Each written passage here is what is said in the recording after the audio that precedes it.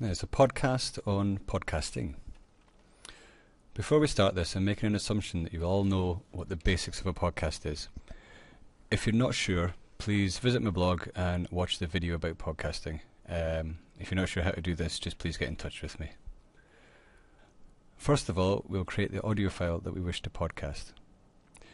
Audio files need to be in an MP3 format to podcast. Videos are slightly more complicated, so if you're wishing to podcast video, please get in touch and I'll go through it with you. Now we're going to use Audacity to create our audio file, and this is available through the NAL. To load it, you need to click on this icon. You'll need a pair of headphones with the microphone attached. These are available from the learning centres. Now, with Audacity open, this area here is the area for controls for recording and for playback. I'm not going to go into detail about how to edit the audio in Audacity, but if you go to my blog, there are some links to some very good tutorials on using Audacity. Now, to record, we click this red circle button here.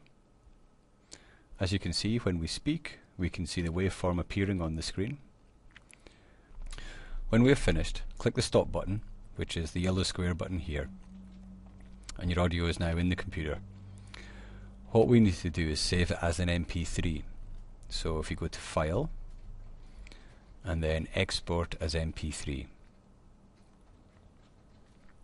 Give the file a name, and you'll get a box up asking you to put meta tags on the file. Now this is a way of indexing the files for the users. Most music, for example, in iTunes will have meta tags, so you can play whatever genres you want to play. I'm just going to leave this blank. It's important to remember where you're saving this file, as you will need to access it later. Okay, so now we've saved the MP3, we need to upload it to Blackboard as a podcast episode. Now the way to think of podcasts in relation to Blackboard is each course site is a single podcast, and all the different bits of audio you're putting in there is podcast episodes. And I normally sort of compare it to something like EastEnders.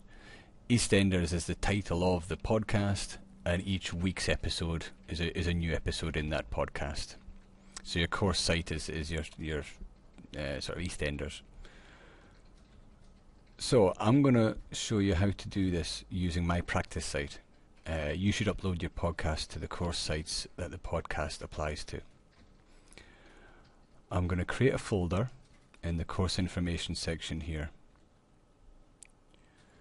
You can put the podcast files you've created anywhere in your site, but the section you put them into has to have the edit view option that you can see in the corner here. Now I'm going to click on the edit view and create a folder for hosting my podcast files, just so it keeps it nice and tidy. I click here to add folder, give it a name, and then click submit. I now want to go into the folder, so I click here. Now we can add the podcast file we have created. Now instead of adding an item as you normally would do, we need to go down to the drop down menu that has Learning Unit in it just now.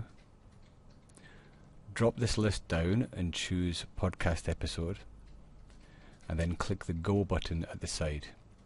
Be careful not to click the OK button here instead of the Go, as nothing will happen if you do that. In section 1, we will put the name and a description of the podcast episode. It's important to have this reasonably detailed, as this information will appear in iTunes or whatever podcatcher you've decided to use.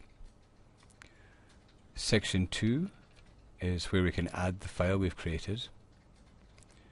Where it says attach local file, click the browse button, and we now need to find the file that we created earlier on.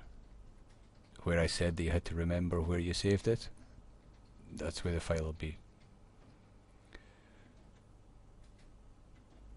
In section 3, we can add any supplementary attachments that you want to go along with your podcast. So if there's, let's say, a Word document or a PDF that you want to appear in Blackboard alongside that podcast episode, you can put it in there. Section 4 can be very useful. Using date and time restrictions, we can make podcast episodes only available after certain dates. So let's say you've recorded 10 pieces of audio for a 10-week course. You can upload them all at the start of the course, but only have them being released one a week, so they're being made available to the students when they're actually doing that topic. To do this, you keep the yes button ticked where it says make episode available, and you put a tick where it says display after. Choose the date you want it to be made available to the students and click submit. In this case, I'm just going to make it available just now, so I'm not going to tick that, and I'm just going to click submit, and you'll be able to see the audio file there, and you can click play to play it.